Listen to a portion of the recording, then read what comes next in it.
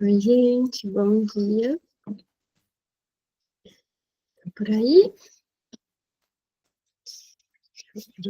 Aqui, a gente está na 458, no último parágrafo da página.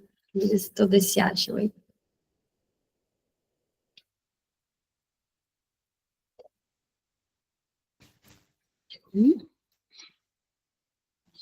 Bora lá.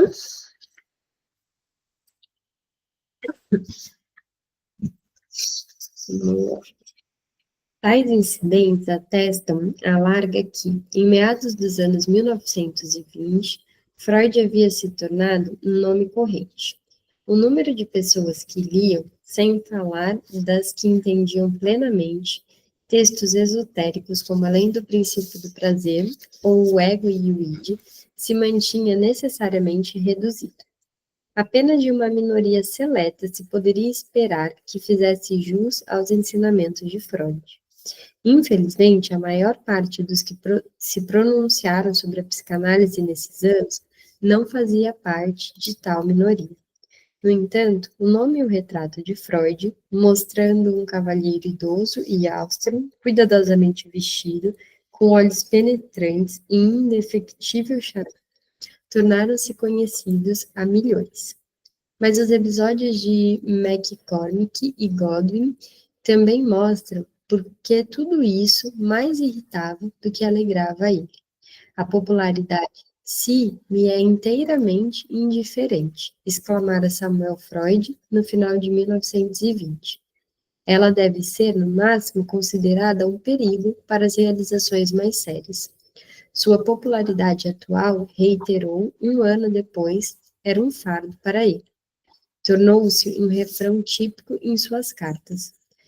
No começo de 1922, comentou-a novamente, desta vez a Huntington. Ele considerava sua popularidade abominável. No máximo, prestava para um sorriso de mofo. Na Inglaterra, América, dissera Huntington um ano antes. Há agora um grande alarido psá que, porém, não me agrada, e não me traz nada além de recortes de jornais e visitas de entrevistadores. Contudo, é divertido. Era a fama, mas não a fama que ele queria. E aqui a fama que ele não queria, pelo que a gente conversou na semana passada, né? Das pessoas trazendo uma ideia para a psicanálise que não era, de fato, a ideia dele. De uma forma bem charlatão. Freud, como sabemos, não era indiferente à aprovação pública. Afinal, insistia na originalidade de suas contribuições para a ciência da mente, para as quais esperava reconhecimento. Mas repórteres intrometidos e matérias ignorantes nos jornais, boatos publicados a respeito de sua saúde, resumos repletos de erros sobre suas ideias e a torrente de cartas despejadas sobre ele, e praticamente a todas se sentia obrigada a responder, roubavam-lhe o tempo para o trabalho científico e expunham Freud e sua causa a uma vulgarização que ele temia e abominava. Mas, por vezes, tinha de admitir que sua recente notoriedade tinha compensações. Sou considerado uma celebridade, disse ao sobrinho inglês no final de 1925. Os judeus por todo o mundo orgulham-se do meu nome, equiparando-me a Einstein. Esse orgulho não era invenção sua. A comparação, tampouco, era feita apenas pelos judeus. Ao discursar nas cerimônias inaugurais da Universidade Hebraica de Jerusalém, em 1925, o idoso estadista inglês Lord Balfour associou Freud a Bergson e Einstein como os três homens, todos judeus, que haviam tido a maior influência benéfica sobre o pensamento moderno. Era um elogio de uma fonte pela qual Freud tinha grande admiração. No final de 1917, como ministro do exterior inglês, Balfour havia penhorado o apoio de seu país à criação de um território judaico na Palestina, e Freud havia saudado o experimento dos ingleses com o povo eleito. Seu prazer não diminuíra com os anos. Acusando o recebimento da notícia sobre o discurso de Lord Balfour, ele pediu a Ernest Jones que enviasse uma separata do estudo autobiográfico em agradecimento à honrosa referência. Num tal estado de espírito, ele podia filosofar acerca de sua proeminência. Afinal, disse Samuel Freud, não tenho razões para me queixar e olhar com receio o fim próximo da minha vida. Depois de um longo período de pobreza, estou ganhando dinheiro sem esforço, e ouso dizer que garanti a subsistência de minha mulher. Em uma das duas ocasiões, coube-lhe uma homenagem que considerava respeitável. Em novembro de 1921, a Sociedade Holandesa de Psiquiatras e Neurologistas nomeou o membro honorário, distinção que o alegrou, e com toda razão. Era o primeiro reconhecimento formal que Freud recebia desde 1909, quando a Universidade Clark lhe concedera um título de doutor honorário. Continuavam a se ouvir comentários de que Freud não passava de um charlatão, mas sua reputação difundiu-se para além do estreito círculo de analistas freudianos engajados. Ele estava começando a se corresponder com grandes nomes, principalmente escritores famosos, como Roman Roland, Stefan Zweig, Thomas Mann, Sinclair Lewis e, a partir de 1929, Arnold Zweig, que fizera fama com o romance Contra a Guerra, O Caso do Sargento Christian, 2 anos antes. Escritores e filósofos que passam por Viena, informou Freud ao sobrinho em Manchester, visitam-me para conversar. Os dias de isolamento de Freud eram apenas uma lembrança apagada. Uma honraria continuou a escapar-lhe, o Prêmio Nobel. Quando George Grodeck, no início dos anos 1920, indicou-o como outros haviam feito antes, Freud disse à mulher de Grodeck, resignado, que seu nome fora cogitado durante anos, sempre em vão. Alguns anos depois, em 1928 e novamente em 1930, o Dr. Henrique Menge, um jovem psicanalista alemão que fora analisado por Paul Federle, organizou uma campanha em favor de Freud. Coletou uma quantidade impressionante de assinaturas de prestígio. Entre os que responderam, incluíam-se admiradores alemães tão destacados como o romancista Alfred Doblin e Jacob Wassermann, e estrangeiros eminentes, filósofos como Bertrand Russell e educadores como E.S. Neil, biógrafos como Linton Strachey e cientistas como Julian Huxley, e muitos outros apenas ligeiramente menos conhecidos para o público culto. Eugene Bleuler também somou-se aos signatários, embora tendo escapado à corte de Freud após alguns anos de flerte. Mesmo admiradores tão improváveis como o romancista norueguês, ganhador do Prêmio Nobel, Knut Hamsun, e o compositor nacionalista alemão Hans Pfister, ambos mais tarde simpatizantes nazistas, acharam possível subscrever o apelo de Menge. Defendendo sua própria seara, Thomas Mann declarou-se disposto a acrescentar sua assinatura, desde que o prêmio em questão fosse para a medicina. Aqui tem uma nota. Um dos ganhadores do Prêmio Nobel que se recusaram a apoiar a candidatura de Freud foi o Einstein, que escreveu a Menge em 15 de fevereiro de 1928, dizendo que não poderia oferecer nenhum parecer confiável sobre a verdade da doutrina de Freud, muito menos oferecer um veredito que tivesse alguma autoridade para outros. Além disso, advertiu Einstein, parecia-lhe duvidoso que um psicólogo como Freud pudesse ser realmente elegível para o Prêmio Nobel de Medicina, que, suponho, é o único que poderia ser considerado. Vamos pegar ranço do Einstein. Tô nem aí.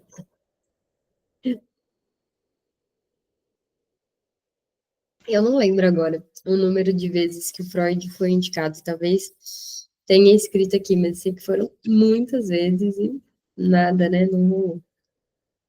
Mas como sabia Menge, justamente isso era inalcançável. O psiquiatra consultado como autoridade pela Academia Sueca descartou Freud como uma fraude e ameaça. Portanto, a única categoria aberta a ele era a literatura. Mas as manobras evasivas de Meng nessa direção também falharam. E assim, Freud somou-se a uma longa lista de elitistas, de Proust a Joyce, Franz Kafka e a Virginia Woolf, que nunca foram a Estocolmo.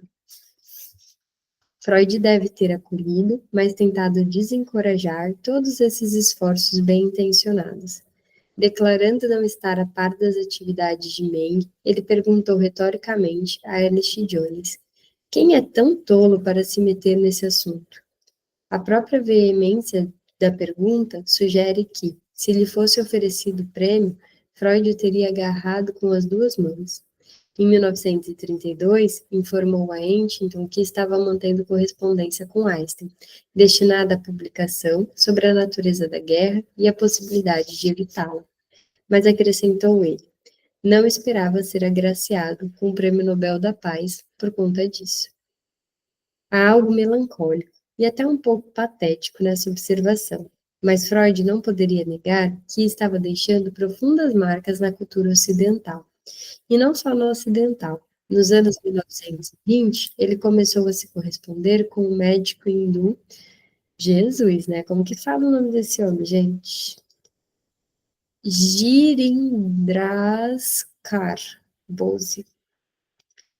Creio, disse Stefan Zweig em 1929, tentando resumir a influência de Freud, que a revolução que o senhor provocou em toda a estrutura psicológica, filosófica e moral do nosso mundo é muito mais importante do que a parte meramente terapêutica de suas descobertas.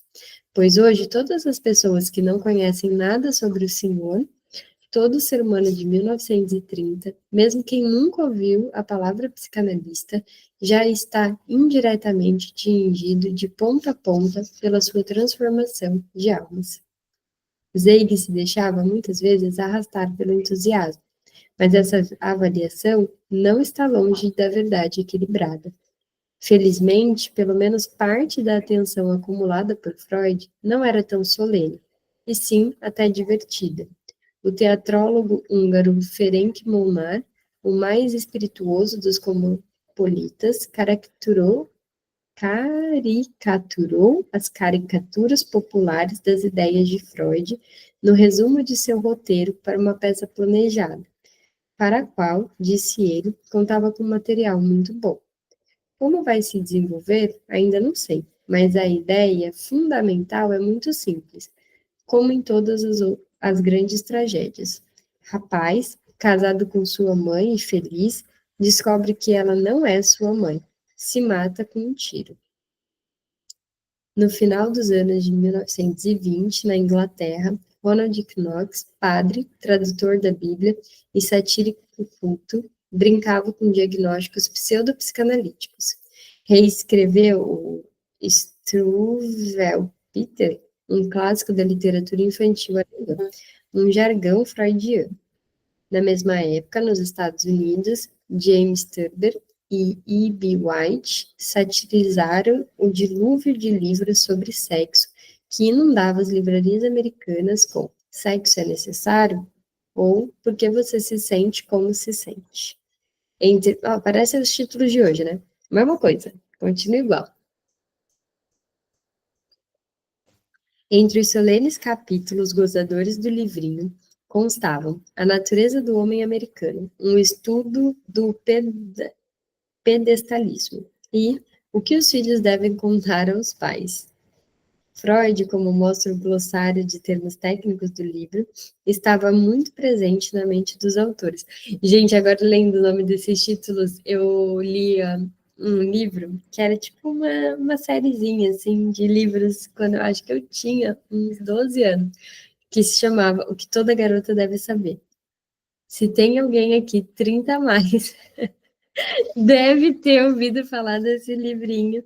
E tinha um universo, assim, de coisas. Nossa, se a gente lê esse livro hoje, até chora, né? De tão machista que era aquilo. Meu Deus, tô rindo, mas assim, na época era muito legal, sabe? Fazia muito sentido. Meu Deus do céu, triste. Nossa, até tô pensando aqui nos títulos dos capítulos, a tristeza. Eles definiam o nuclear complexo como choque causado pela descoberta de uma pessoa do sexo oposto em suas verdadeiras cores. Início de um colapso geral. Explicavam exibicionismo como indo longe demais, mas não pretendendo realmente isso. E descreviam o narcisismo como tentativa de ser autossuficiente com implicações. Deixa eu ver aqui, colocaram. Tinha um que se chamava Você Sabe o que se passa na cabeça dos homens? Esse eu saí ilesa. Esse eu não li. Mas esse daí, tudo que as garotas devem saber, ninguém aqui nunca leu, gente. Vocês não conhecem. Vocês vão me fazer me sentir velha mesmo. É super conhecido. Vamos ver. Prestimosamente, Turner e White remetiam os interessados em saber o significado de princípios de prazer a libido, e em libido vinha princípio do prazer. Em parte, era pueril, mas grande parcela dos discursos presumidamente sérios não era mais responsável do que essas brincadeiras inócuas, sendo muito mais perniciosos. Desde muito cedo, Freud também teve seus estudiosos responsáveis, mas os esforços destes para popularizar uma versão confiável da psicanálise eram submersos por ideias, a respeito de Freud, que todos aceitavam sem dar ao trabalho de lê-lo. Ah, olha só quantas e quantas pessoas não a gente vê fazendo isso, né? Sem nunca ter lido, mas se acha no direito de emitir uma opinião. Em 1912, estudando a psicologia freudiana com grande entusiasmo, o jovem Walter Lippmann havia dito ao psicólogo social inglês Graham Wallas que se sentia como os homens podem ter se sentido em relação à origem das espécies. Reler William James, depois de descobrir Freud, deixou Lippmann com uma curiosa sensação de que o mundo devia ter sido muito jovem nos anos 1880. Quando olhava para aqueles dias heróicos, ele lembrava que os rapazes sérios levavam Freud muito a sério, como na verdade merecia ser considerado.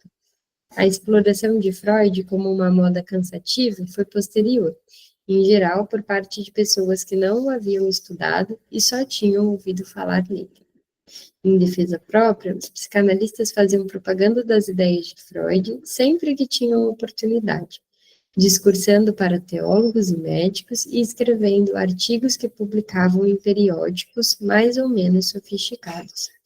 Nos anos de 1920, Oscar Pfister fez viagens de palestras na Alemanha e Inglaterra, disseminando a mensagem freudiana, e em conversas particulares, mantendo contato com professores influentes que poderiam divulgar as verdades freudianas entre seus alunos. Pfister e outros analistas também produziram subsídios confiáveis e até de fácil leitura para a compreensão de Freud.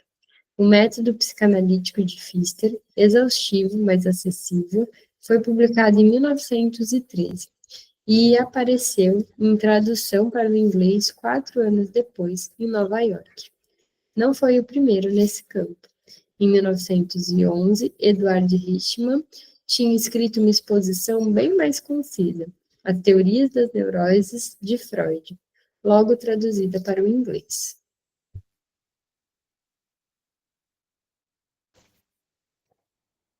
Em 1920, G.A., posteriormente Sir Arthur Tansley, publicou A Nova Psicologia e Sua Relação com a Vida, um levantamento escrito com elegância que em 2 anos teve 7 edições.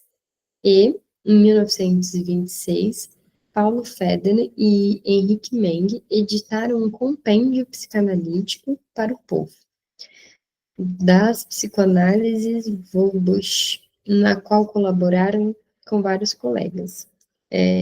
O livro cobria todo o campo da psicanálise, inclusive a análise da arte e da cultura, em 37 artigos curtos, o que evitavam a terminologia técnica, traduziam os termos estrangeiros e usavam exemplos simples para inculcar as doutrinas de Freud.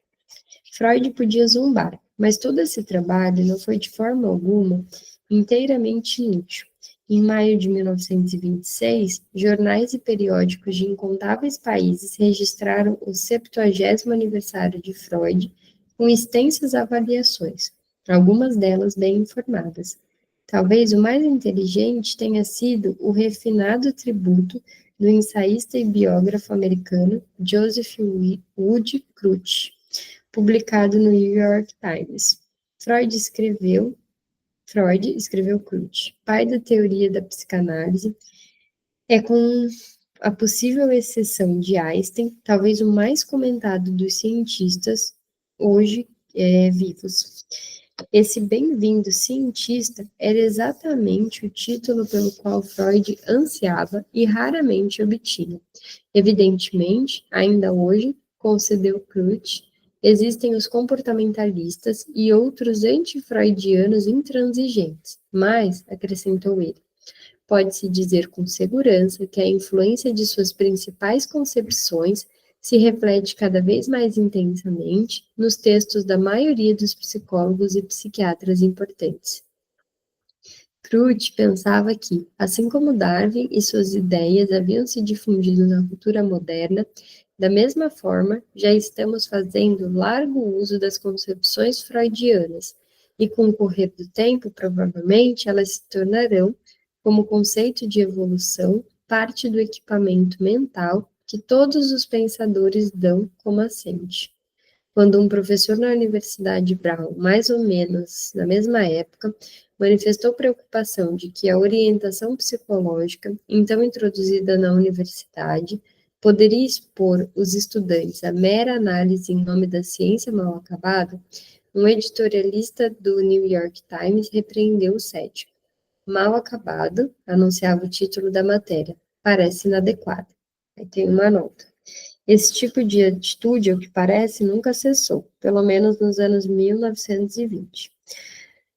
Assim, em 1927, nos Estados Unidos, Philip Lerman defendeu a psicanálise numa reunião da Associação Médica Americana contra os ataques de Maurice Fishman, o temível editor do Journal of the American Medical Association, quem corajosamente e com razão qualificou de mal informado. Observando tudo isso com um distanciamento irônico, Freud comentou com Arnold Zinn: não sou famoso, mas sou notório. Estava apenas parcialmente certo. Ele era ambos. Ó, aqui a gente terminou esta parte e aí começamos Vitalidade, o espírito de Berlim. Que bom que ele soube, né? De toda a importância dele. Morreu já consciente de que ele era notório e famoso, né?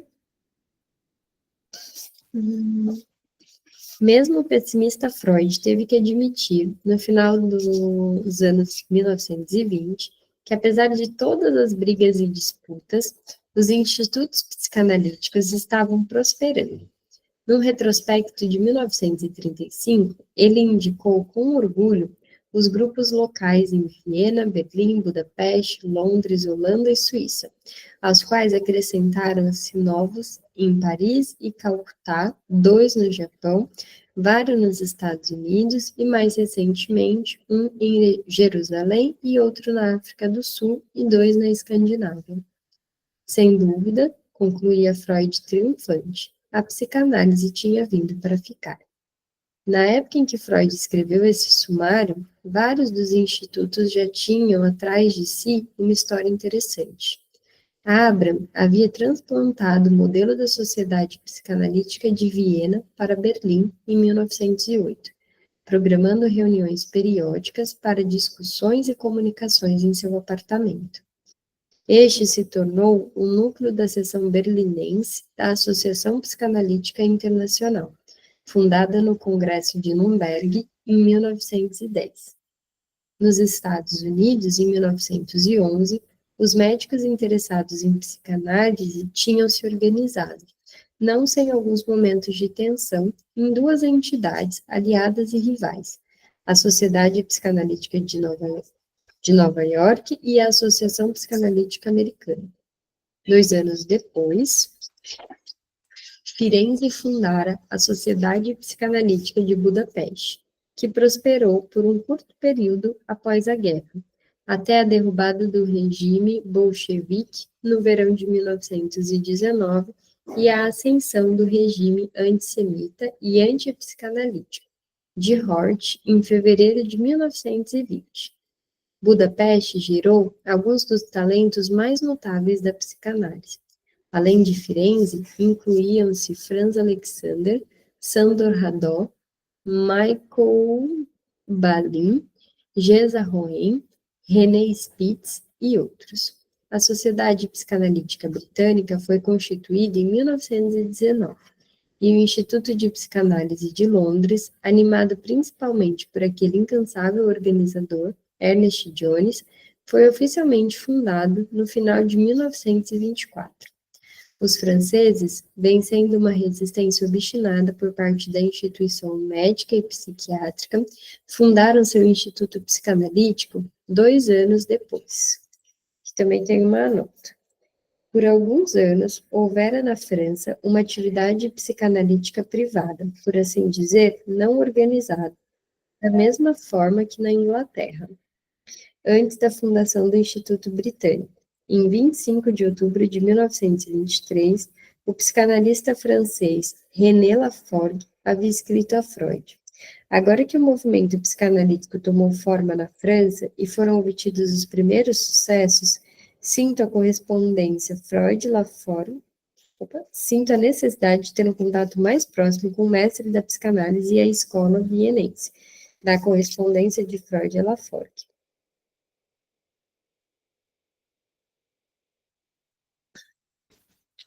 Os italianos seguiram o exemplo em 1932. Os holandeses, depois de longas preliminares, em 1933. Huntington, que no final deste ano emigrou de Berlim para a Palestina, um dos primeiros analistas a deixar a Alemanha de Hitler, fundou um instituto psicanalítico em Jerusalém, logo após sua chegada. Realmente, como viu Freud, a psicanálise tinha vindo para ficar. Nos anos de 1920, a organização com maior vitalidade entre todas elas era de Berlim. No início, a Associação de Abraham consistia num grupo minúsculo e corajoso. Alguns dos primeiros adeptos, como o sexólogo Magnus Hirschfeld, que estava interessado apenas na liberação sexual, não na psicanálise, se desligaram.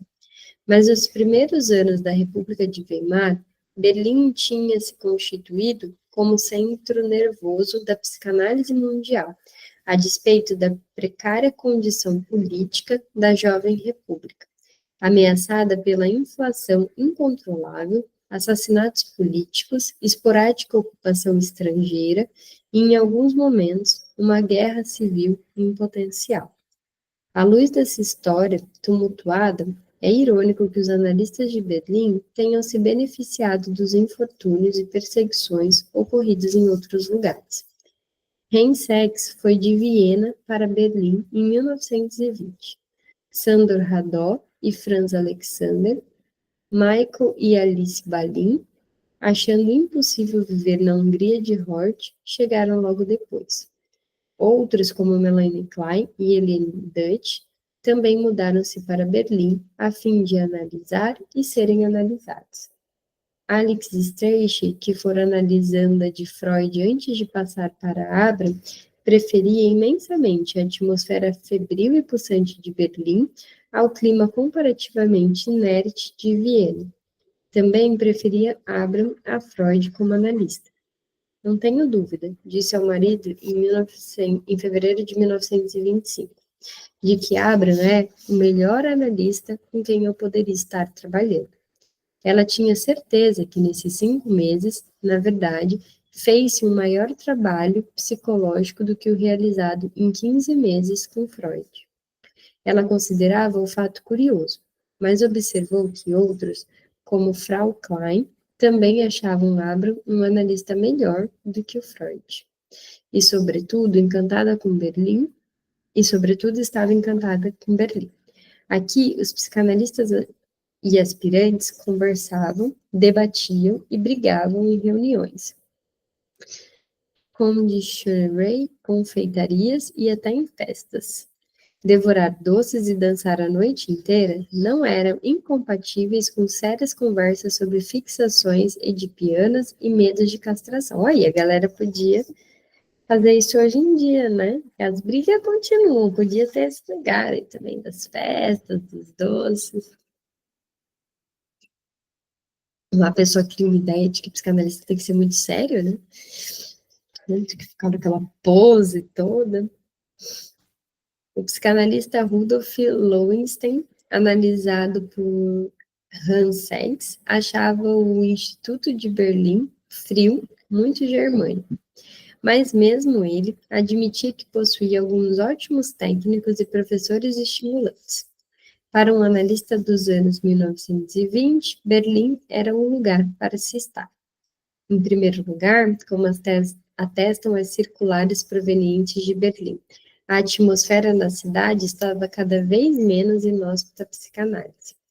Neste inverno, informaram Abraham, Sachs e Huntington em dezembro de 1924. O interesse pela psicanálise aumentou extraordinariamente.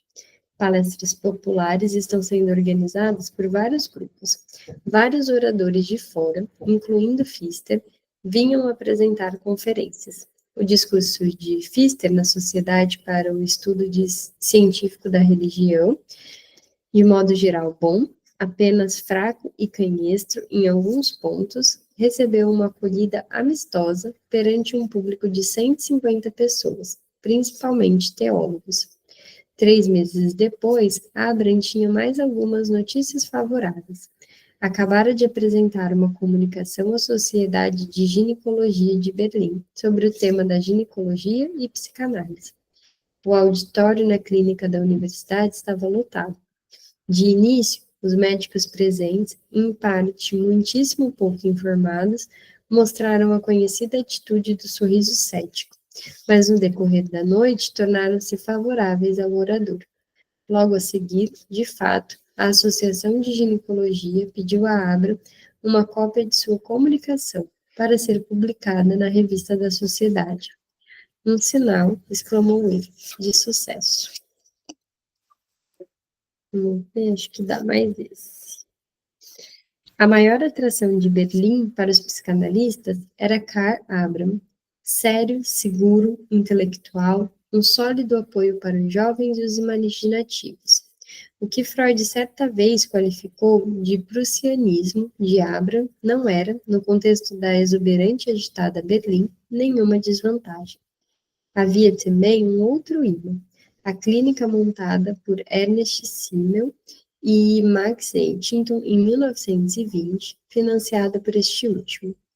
Os fundadores atribuíram a Freud, e não por mera obrigação, o mérito da ideia básica. Ao falar no Congresso de Budapeste de 1918, Freud havia vislumbrado um futuro que, admitiu ele, poderia ser fantástico à maioria dos ouvintes. Havia apenas um pequeno número de analistas no mundo e um grande volume de sofrimentos neuróticos, em boa parte concentrada entre os pobres, até então fora do alcance dos analistas. Mas, algum dia, a consciência da sociedade vai despertar e lembrar que os pobres têm direito à assistência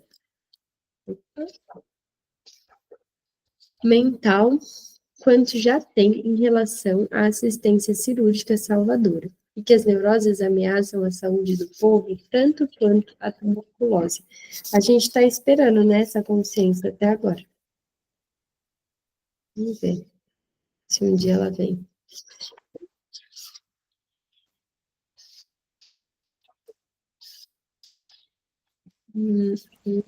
Reconhecendo-se isso, existirão instituições públicas com médicos de formação psicanalítica para socorrer homens que, do contrário, sucumbiriam ao alcoolismo, mulheres que correm o risco de sofrer colapso sob o peso da miséria e crianças cuja única opção parece ser a delinquência ou a neurose. Esses tratamentos serão gratuitos. Freud julgava que levaria um bom tempo antes que os governos reconhecessem a premência dessas obrigações. É provável que seja a filantropia pessoal que dê início a tais instituições, mas algum dia haverá de se chegar a isso. Era uma perspectiva generosa e, para o liberalismo tradicional de Freud, surpreendente. É muito do que a gente fala, assim, né, até hoje, de que parece isso necessário, óbvio, mas um futuro muito distante das pessoas terem, de fato, acesso a um tratamento. Hoje em dia é difícil até o tratamento gratuito de saúde física, né? Que dirá de saúde mental. Ainda mais que essa galera, que a gente tem que falar, né? Dizendo que você pode cobrar R$ 1.000 por cada sessão e de que esse é o valor justo e tal. Esse discurso muito de um lugar elitista, né? Isso me incomoda bastante. Não sei se incomoda vocês, mas me incomoda muito. Claro, quem quer cobrar R$ 1.000, que cobre R$ 1.000, né? Tá tudo bem. Mas me incomoda essa ideia que divulgam aí nas redes sociais de que isso é o justo, que todo mundo tem que agir assim, que todo psicanalista tem que cobrar nesse tanto, enfim. A Clínica Berlinense para o Tratamento Psicanalítico de Enfermidades Nervosas e o Instituto a ela associado foram a primeira concretização do apelo utópico de Freud. Fazendo um balanço por ocasião de seu 10º aniversário, uma publicação comemorativa, os membros do Instituto anunciaram algumas realizações consideráveis.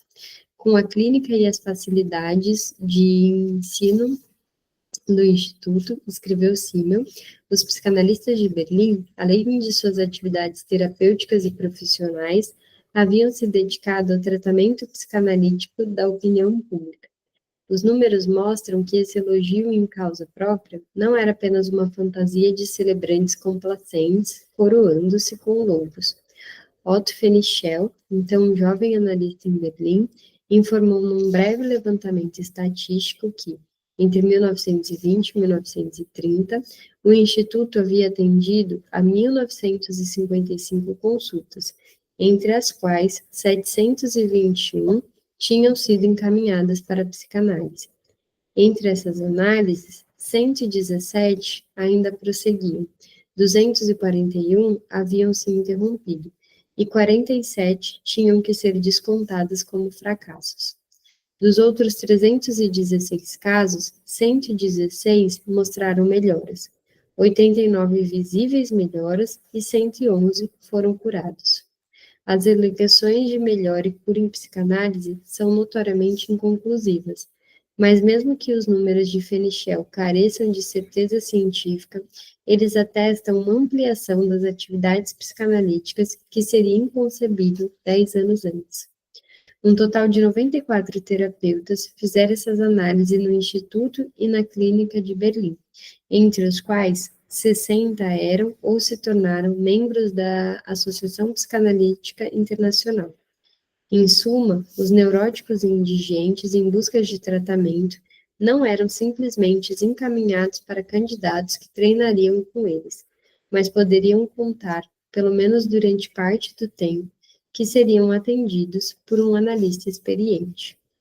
Enquanto isso, o Instituto treinava seus candidatos e foi em Berlim, nos anos de 1920, que um programa de estudos foi cuidadosamente, diziam os críticos, rigidamente implementado. O programa exigia cursos sobre a teoria geral da psicanálise, sonhos, técnica, ensino do conhecimento analítico para o clínico geral e tópicos especiais, como a aplicação da psicanálise ao direito, sociologia, filosofia, religião e arte. Como seria de esperar, embora o programa do Instituto fosse diversificado, exigia-se que as obras de Freud fossem lidas durante todos os cursos, mas ainda que todos os estudantes lessem Freud, nem todos se tornaram analistas. O Instituto estabelecia uma distinção entre candidatos e ouvintes. Os candidatos cumpriam a formação completa para seguir uma carreira psicanalítica, ao passo que os ouvintes, em sua maioria pedagogos, além de uns poucos leigos interessados, esperavam aplicar em suas profissões o conhecimento analítico que conseguissem absorver.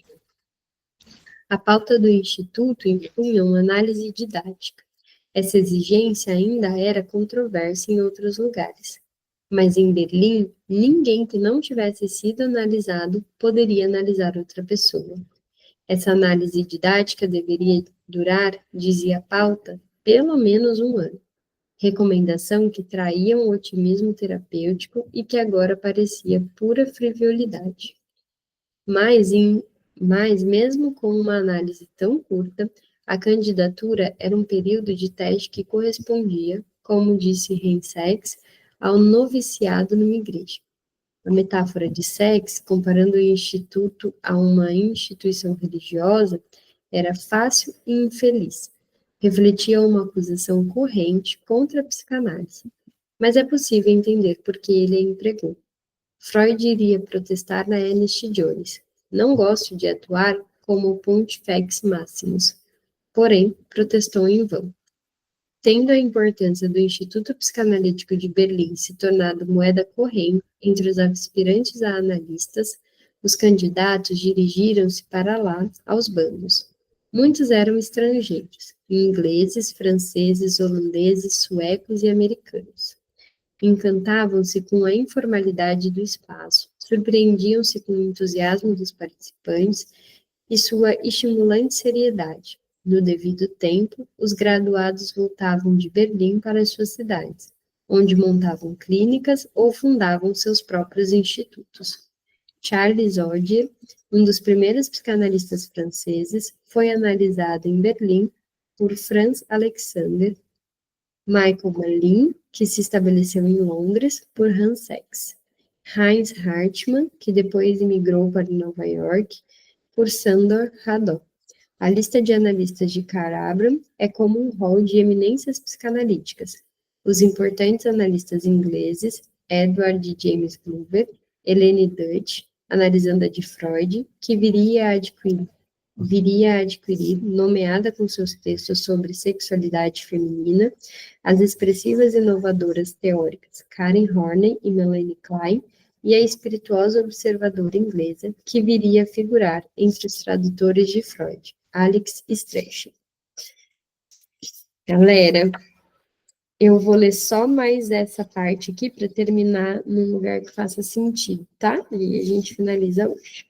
Ainda dá mais uma página. Berlim era apenas o centro mais grandioso onde a psicanálise garantia seu futuro. Freud continuava a analisar em Viena, dedicando-se cada vez mais a aprendizes de psicanálise. Entre os alunos de Freud depois da guerra, estavam discípulos tão importantes como Diane Lamplugh de Groth e a princesa Marie Bonaparte, para não citar um contingente inteiro de americanos. Aqui tem uma nota. Abraham Gardner, analisado por Freud em 1921, lembra como Freud passou de uma semana de 6 dias para uma de 5 dias com seus analisandos. Perante os protestos de americanos que se recusavam a ser analisados por qualquer outra pessoa, ele consultou Anna Freud, que tinha facilidade com a matemática, a qual sugeriu que ele poderia atender 6 pacientes se concedesse 5 horas semanais para cada um, ao passo que, com a agenda anterior, ele só poderia atender 5. Mais de 6 décadas depois, Diane Lamplugh de Groth, com o mesmo afeto inalterado, relembrou como era Freud em abril de 1922, quando ela, a doutora recém-formada, delicada, musical, parecendo mais nova do que era, apresentou-se pela primeira vez na Brigaça 19. Freud, na época, tinha quase 66 anos, e lhe pareceu um cavalheiro cortês, encantador e atencioso, ao velho estilo. Quando Freud lhe perguntou se ele ou suas filhas podiam ser úteis para ajudá-la a se instalar, ela mencionou que precisava de um piano. Isso fez com que Freud confessasse imediatamente que não tinha gosto musical, para que a descoberta posterior dessa falha não interferisse em sua análise. Freud, acrescentou ela, era humano e acessível, rigoroso apenas com gente indecente. Quando ela lhe contou que sua querida irmã mais velha, que sempre fora robusta, tinha morrido de gripe espanhola durante a gravidez, em 5 dias de doença, Freud reagiu contando-lhe sobre a morte de sua filha Sophie. Na correspondência cordial que mantiveram depois da sua volta à Holanda, ela logo se tornou a cara de Anne. Nem todos os analisandos consideravam Freud tão encantador, mas no final dos anos de 1920, os fios de sua influência tinham se entrelaçado por toda a Europa e Estados Unidos numa rede intrincada. Vamos ficar por aqui. E aí, na semana que vem, a gente volta na 468. Até que hoje a gente leu bastante, né? Galera, um beijo. Obrigada pela presença. A gente se vê semana que vem.